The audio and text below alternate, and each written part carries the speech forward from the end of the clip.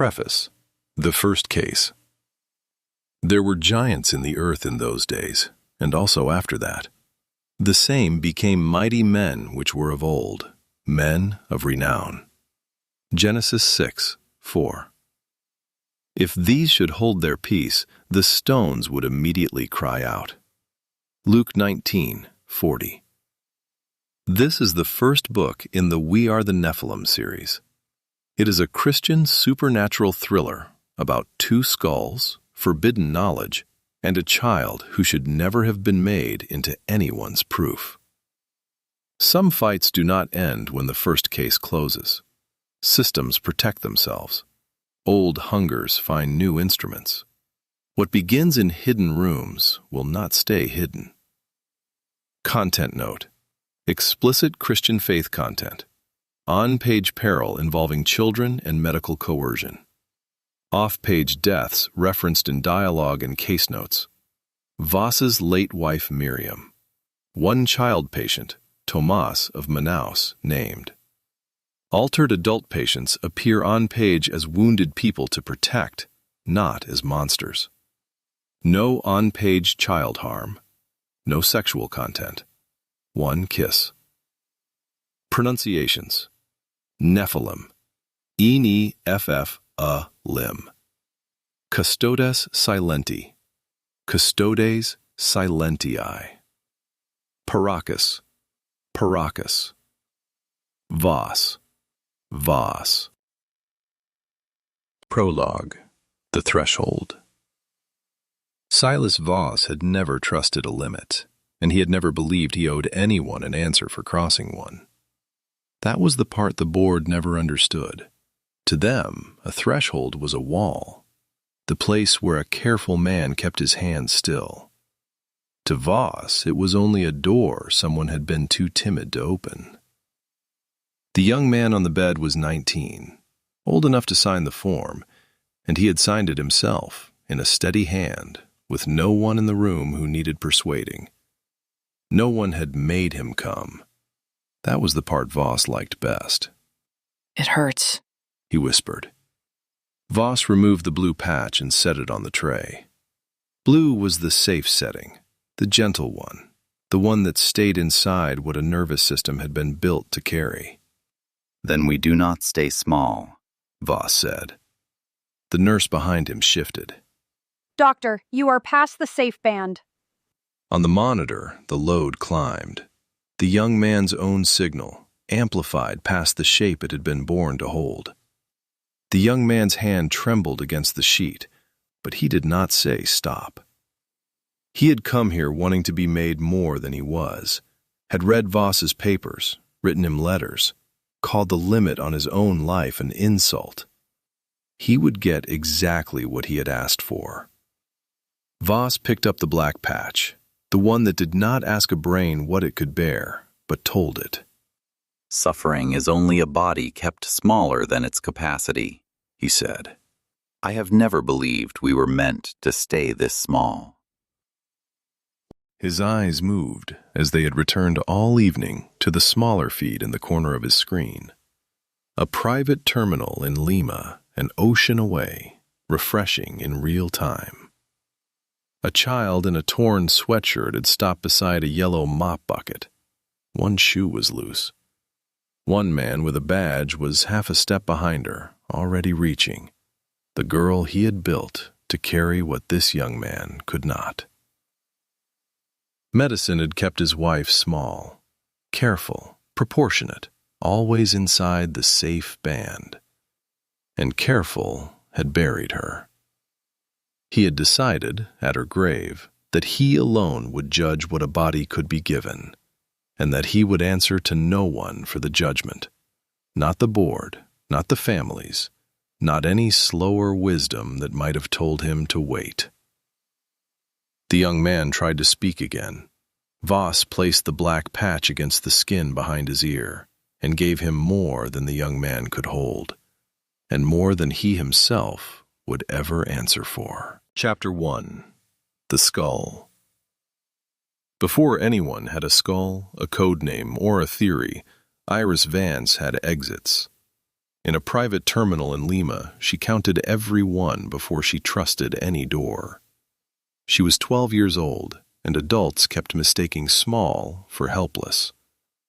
The transfer corridor had no windows, no clock, no weather, just lemon cleaner, floor wax, rain on concrete somewhere beyond the walls, and fluorescent lights that flickered often enough to become a kind of counting.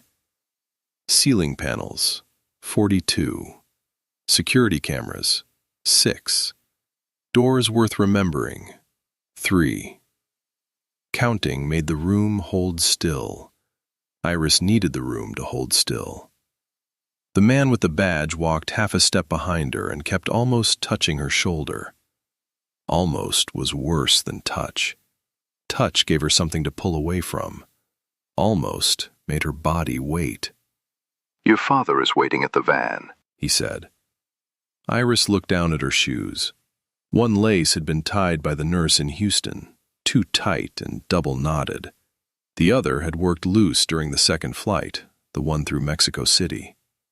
Her shoes used to be blue before too many hospital floors made them gray at the edges.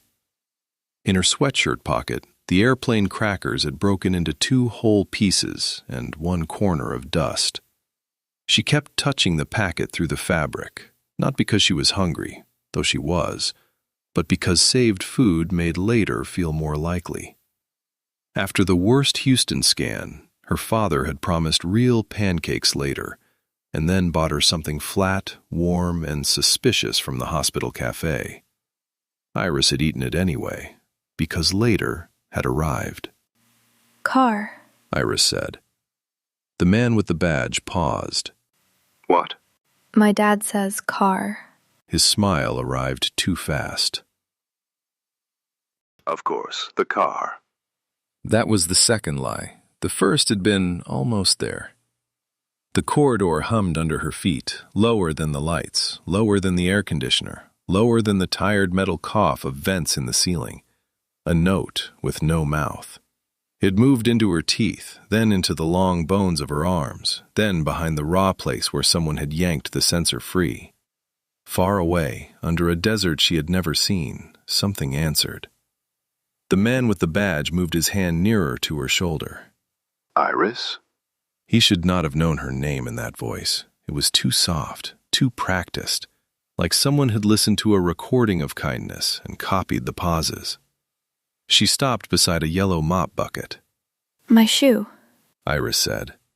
"It can wait." Waiting made hallways worse. The staff door at the end opened. A man in airport coveralls stepped through with a cracked tablet in one hand. He looked at Iris, then at the badge, then away before his face could decide what to show. Afraid, but not of her. That mattered. At the loading bay beyond him, rain blew under the roof.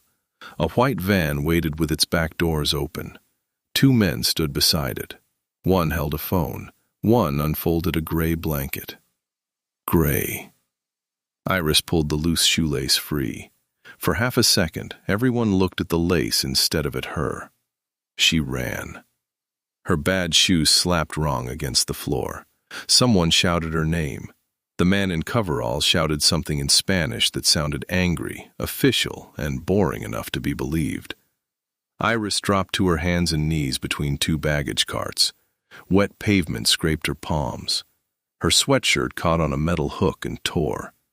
She kept crawling, because small was only bad when adults had you cornered. A cartwheel caught her loose lace and yanked her shoe half off. Iris bit the inside of her cheek instead of crying out. The pain made a clean white point in her head.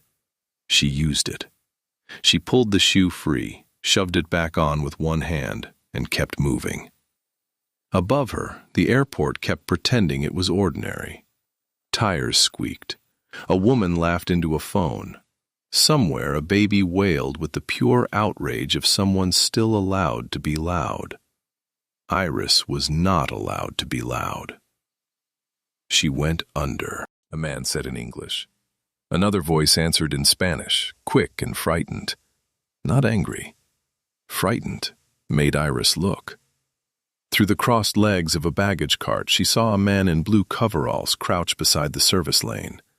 He was young, with rain on his eyelashes and a radio clipped to his belt. He did not reach for her. He looked past her first, toward the two men with the folded gray blanket. Then he looked back at Iris. She put one finger to her lips. The man swallowed.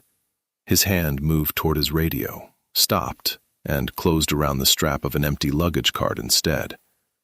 He rolled it sideways, slow enough to look accidental, until it blocked the straight line between the blanket men and the place where Iris had been. Niña, salida, he whispered. Exit. He pointed with his chin. Iris had never liked being rescued by people she did not know. Rescue was one of the words adults used when they wanted you to stop asking who had decided. But the man did not say safe. He did not say, trust me. He gave her a direction and took his hand away. That made him better than most. She crawled where he had pointed. The concrete changed under her palms from smooth to rough. A strip of cold rain touched her wrist where the loading bay opened to the night. She could smell diesel, wet cardboard, and the sharp lemon cleaner airport people use to make fear smell official. A black van idled beyond the cones. No. Iris stopped so fast her knees burned. The men behind her were arguing now. One of them said her name the way a person says a password. Iris Vance. She did not turn. Her father's rule came back in his tired conference call voice. Car, not van. Public doors. Count hands. She counted. 2 blanket men, 1 coveralls man who had helped, 1 woman in a navy coat stepping from behind the van. The woman had a hospital badge and a face that had been arranged into kindness too carefully. Iris, The woman said. your father wants you safe. Call him. The woman's smile did not vanish. That was how Iris knew she had asked the right question. We will call him from the clinic. No. Iris said. The coveralls man stared at the wet ground. The woman took 1 step closer. Sweetheart, you are cold. I'm not your sweetheart. No one is going to hurt you. That was another bad sentence. People who were not going to hurt you talked about coats, elevators, phone calls. They did not talk about hurt before you did. Iris backed away from the van until the metal edge of the loading gate pressed between her shoulder blades. There was nowhere else to crawl. A siren rose somewhere beyond the airport fence and passed without stopping. The woman held out 1 hand. We can do this kindly. Car. Iris said. One of the blanket men muttered something Iris could not hear. Car. Iris said again. Her voice shook this time, and she hated that, but she let it shake because grown people sometimes listen to fear before they listen to words. Not van. For a moment, no one moved. Then the woman looked toward the men, angry now in a way she tried to hide. Get a car. It was not a victory. Iris knew the difference. A lie could change shape and remain a lie, but she had made it change shape. When the gray blanket came open, she stepped back before it touched her. I can walk. Iris said. No one liked that, so she said it again. I can walk. They gave her a black sedan because she had made the van expensive. The car smelled like leather, old coffee, and a kind of air freshener that tried too hard. Iris sat in the back seat with her hands visible on her knees. She did not buckle until the woman in the navy coat stopped reaching across her to do it. I can do that. Iris said. The woman took her hand back. The seatbelt clicked.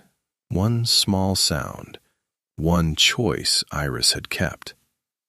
Rain crawled down the window and turned the terminal lights into long, shaking lines. In the glass, Iris could see the shape adults tried not to stare at unless they were doctors, researchers, or mean without wanting to be caught. Her head was longer at the back than other children's heads. Not wrong. She hated that word. Not pretty either, if pretty meant invisible. Her hair fell dark around the shape and made it softer until she turned too quickly or someone stood behind her and forgot to hide their face. When she was little, a boy at the clinic had asked if she had been born with extra thoughts. Iris had told him yes. Her father had laughed then. Later, he stopped laughing and said things like baseline, exposure, sensitivity, and just a little longer. Adults liked little longer because it never had to admit it meant again. The navy-coated woman sat in front and spoke softly into a phone. Transfer contained. Switching ground plan. Yes, by car. Contained. Iris pressed one fingernail into the packet of crackers through her sweatshirt pocket. 2 whole pieces and 1 corner of dust. The packet crinkled, and the sound made the woman glance back. Are you hungry? Iris did not answer. We can get you something at the plane. Plane. Her stomach went cold. Outside, the sedan passed the place where the van had waited. The gray blanket was gone. The coveralls man stood under the loading roof with both hands in his pockets, looking at the ground as if the rain had written something there and he was trying to read it. For 1 second, Iris wished she knew his name. Then the car turned and he vanished behind the terminal wall. The hum returned under the road. Not airport noise, not tires. Lower, older. It pressed at the long place in her skull and made her teeth ache. Far away, a desert answered with a room she had never entered, and a hunger that did not feel like hunger until it noticed her noticing it.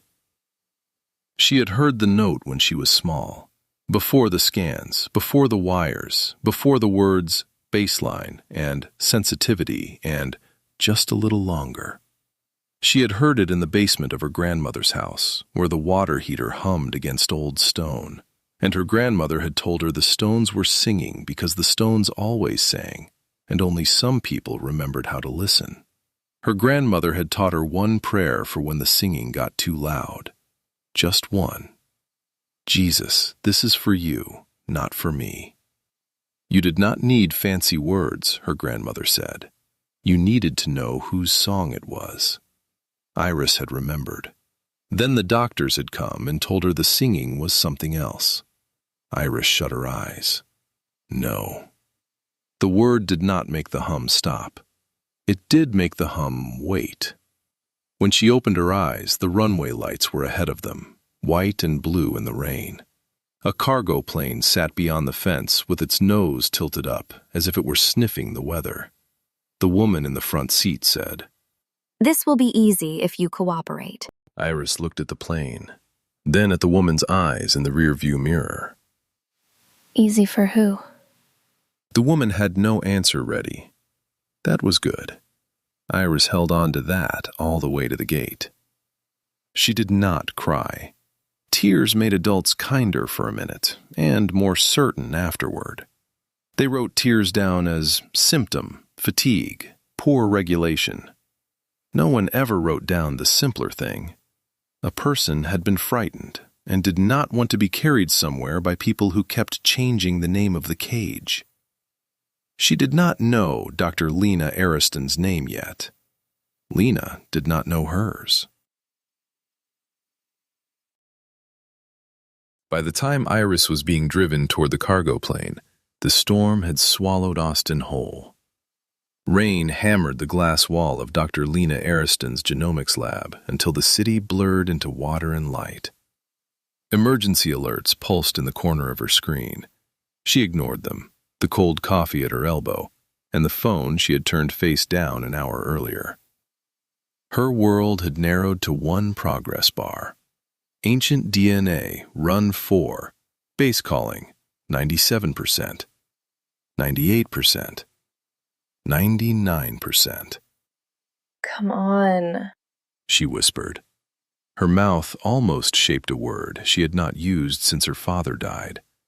She caught it before it became a sentence. The skull waited in the locked cabinet behind her, wrapped in foam and museum tags, elongated enough to make every photograph look fraudulent, and too carefully marked to dismiss. Tessa Navarre had sent only one private sentence beneath the shipping form.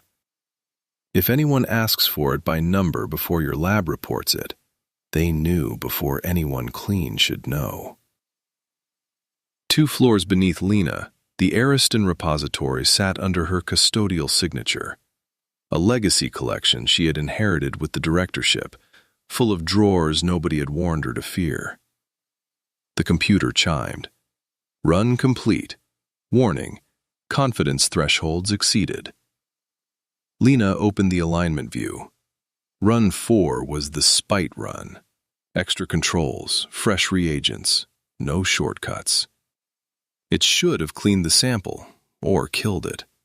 Instead, the numbers stared back. Modern human alignment, 68%. Neanderthal, 4%. Denisovan, 1.2%. Unknown hominin cluster, 26.3%. 26% was not a wrinkle. In one skull, in one person, it meant a quarter of the story had arrived with no name in any reference panel she trusted. That's not contamination, She said. Unknown was only honest if it stayed humble. Unknown was not permission to crown a theory, sell a miracle, or pretend the dead had volunteered for someone else's proof. The lab door creaked behind her. Lena spun, knee striking the desk. Matt, you nearly stopped my heart. Dr. Matt Lee stood in the doorway with rain in his hair and a black audio bag over one shoulder. I texted, finished Priya's recommendation letter, grabbed my gear for tomorrow's graduate party, and the East Wing freezers were throwing a 60 hertz whine again. I brought the pocket spectrum meter. Matt looked from her face to the monitors. His joking expression thinned. That bad? Interesting. Nobody else heard that. Childhood ear tube trauma finally pays rent. Despite herself, Lena almost smiled. Then she turned the monitor toward him. Run 4, Peru skull. Look at the admixture panel. Matt leaned over her shoulder. 26% in the ghost bin. 26.3. Across a population, maybe not fatal to the math. One skull does not get population math. Pipeline error? I wanted that answer too. Matt scrolled through the alignment while the storm growled beyond the glass. The reads hold, He said. Yes. Then freeze the chain before somebody turns this into proof of whatever they already believe. At the top of the alignment window, the file name read, Peru Skull 01. Beneath it, highlighted in amber, sat metadata she had not entered. Source site, Paracas. Object ID, NEP001. Lena stared. The manifest doesn't list this. She said. Maybe Tessa updated the catalog. No. NEP could be Neolithic Peru. It is late pre-ceramic, and no curator I know uses a 3-letter code without attaching a 12-page justification. NEP. The letters scraped at a half-buried memory from an undergraduate religion course she had taken to prove her mother wrong. Lena had wanted proof faith would not survive questions. The proof had been less conclusive than she admitted. Matt read her face. You recognize it. I recognize the shape of a bad idea. She opened the access log. The sample metadata had no visible editor, no user stamp, no institutional trail. Matt stopped joking. Encrypt the raw reads, He said. Not the processed files, the raw reads. Already doing it. And call Tessa before you sleep. Who said I was sleeping? You were shaking when you texted. Lightning strobed against the glass. For an instant, the lab turned white. Benches, racks, monitors. Lena's reflection layered over the storm. Matt shifted the audio bag higher on his shoulder. You want me to stay? No. You need a witness. She looked at him then. Matt lifted both hands. Fine. Quiet witness. Text me if the power dips again, if Tessa calls, or if anything changes. He left before she could answer. When the door shut, Lena saved the run, encrypted the raw reads, and launched a secondary job to partition the ghost segments. Then a new message appeared. New message. T. Navarre. Lena opened it. From Dr. Tessa Navarre. Subject: Urgent. Do not share Peru data. Lena, I need you to do something now. Lock down all data related to the elongated skull I sent you. Object ID should read NEP001. My fault if it did not. Do not upload to shared repositories. Do not discuss it in lab meeting. Do not let any outside foundation review the data. There has been unexpected interest, and not from museum politics or our usual academic vultures. Also, treat this as human remains first, research material second. If provenance points where I think it points, Peru and the descendant community lawyers will have claims before any foundation, lab, or journal does. If anyone contacts you asking about Paracas samples, especially if they use the word Nephilim, tell them you are still running contamination checks and forward me everything. I am probably overreacting. If I am not, you will be glad you were paranoid. Tessa. Lena read it once, then again. Her phone chimed with a delivery receipt from Tessa's private relay. The timestamp was wrong, 4 minutes after the email. Lena stared at it while the lab lights hummed into the silence. It could be a server delay. It could be Tessa making sure a dead channel looked dead until someone needed it not to be. The storm shoved at the windows hard enough to make the frames creak. Nephilim. The word dropped through her mind like a stone into black water. Sunday school giants, blank faces, her father's Bible open beside questions she had refused to keep asking. She did not believe it. Not yet. But the wall she had built between mystery and model had cracked. She opened a browser, typed Nephilim, NEP001, Paracas, and stopped before hitting enter. No. Paranoia did not require stupidity. She opened the lab access control panel instead and tightened permissions on the NEP001 dataset until only 3 names remained: Lena Ariston, Matt Lee, and 1 inherited system administrator account. She tried to remove the admin account. Permission denied. Central IT override. Her mouth went dry. She tried again. Permission denied. The phone on her desk buzzed. Unknown number. She let it ring. It went to voicemail. It rang again. She let it ring again. Whoever was on the other end did not leave a message either time, which was an answer of its own. She exited the access panel and opened a blank notebook in her analysis software, local and unsynced. Local only. At the top, she typed Project NEP001, Ghost Lineage Characterization. Then, before she could shame herself out of it, she added, Working hypothesis. Myth preserves fragmented memory of a real archaic population. Below it, because the ghost percentage would not let her look away, she typed one more line. Boundary. Unknown does not mean permission.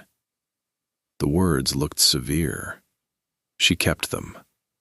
Lena began to type. Chapter 2. The Anomaly. Lena had read Tessa's email 3 times and was on her way to a 4th. The lab was dark, except for the sequencer's standby blue and the desk lamp she kept too low for everyone else's eyes. Rain ran in sheets down the high south window. NEP-001 sat in its anti-static cradle in the clean cabinet behind her. For the past hour, she had been writing one sentence in her local notebook and erasing it. Unknown hominin admixture. Unknown does not mean permission. She knew the sentence was offense. She did not know what it was offense against, beyond Tessa's blunt warning, which had arrived without context and with the word Nephilim in it. Nephilim was not a word a serious paleogenomicist used in writing, unless under duress. The phone rang. Third time tonight. She let it ring twice while she finished the sentence she had been erasing. On the third ring, she answered. Dr. Ariston? A man's voice said. Cultured. Calm. Too close to amused. I hope I am not catching you at a bad time. You are. Who is this? Calder Vance, Veritas. I am calling about your Paracas specimen, NEP-001.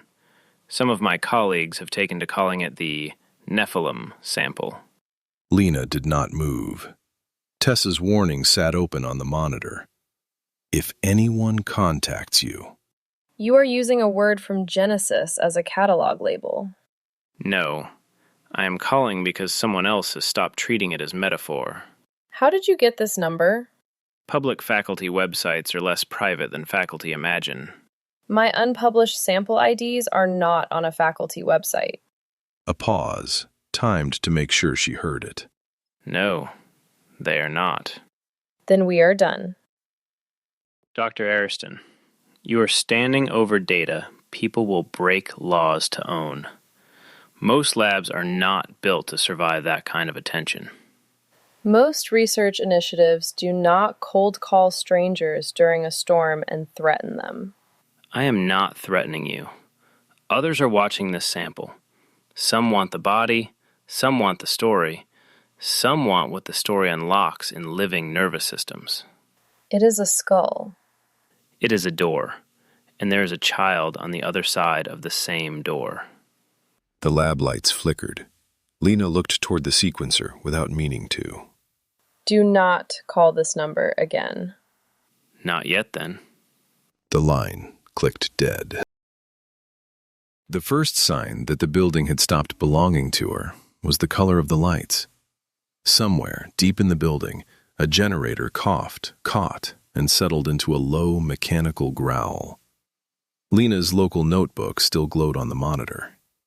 NEP-001. Unknown hominin admixture. Unknown does not mean permission. The sentence looked less like a boundary now and more like a warning someone else had already crossed. A sound came from the corridor. One footstep, then another. Lena turned so fast her knee struck the desk. Matt Lee stood in the doorway, wet hoodie dark at the shoulders, audio bag still slung across his chest. The lobby is flooding, my ride canceled, and you texted me, Calder Vance called and used the word Nephilim before disappearing. Matt said. I dislike mystery as a management style. You came back. He stepped in, saw her face, and stopped trying to be funny. What did Vance want? Matt asked. To sound like a man who owns too many private conference rooms. How bad? Matt asked. He knew NEP-001.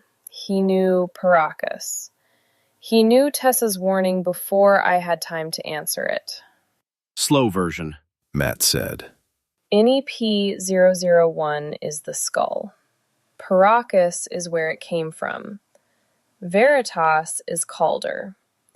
Tessa told me to forward anyone asking under the word Nephilim. Matt swallowed. Okay. That exceeds my personal threat threshold. The access control window still sat open beneath the analysis notebook. The 3 accounts she had left on the dataset were still there, but beside the inherited administrator account, a new status icon glowed green. Active session. That account was inactive 10 minutes ago. Lena said. Tell me inactive means asleep, not standing behind us with a badge. Dormant. Legacy. It should not be logged in. Can you kill the session? She clicked Terminate. Permission denied. Central IT override. Matt went very still. Lena, The sample drive is coming with us. someone is inside the system. Matt said. Then the case comes too. Lena said. And if someone is inside the system, they know where the physical sample is. Matt said. The overhead light flickered once.